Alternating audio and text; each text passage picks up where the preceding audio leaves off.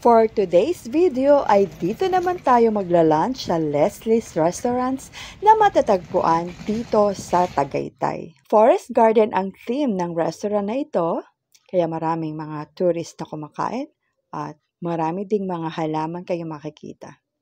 Oo, kasi koi yan eh. Yung sa Japanese, swerte yung isda na yan. Ganun ba?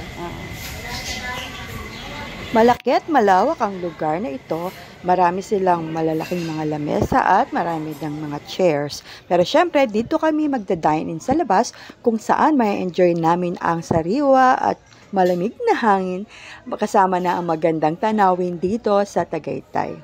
At dito naman sa gitna ng restaurant ay nandito ang kanilang garden na mag-enjoy ka rin dahil marami kang makikitang iba't ibang uri ng mga halaman. At habang naghinihintay namin ang aming order, ay nag-enjoy naman kami sa pakikinig sa kanilang banda. At pwede ka rin mag-request ng kanta. At eto na nga, dumating na ang aming in-order. So sa ngayon, ang in-order namin ay syempre kare-kare. Kasama na rin ang pinakbet, pritong isda, at lumpiang Shanghai. Siyempre may kanin yan at may kasama ng free bulalo soup.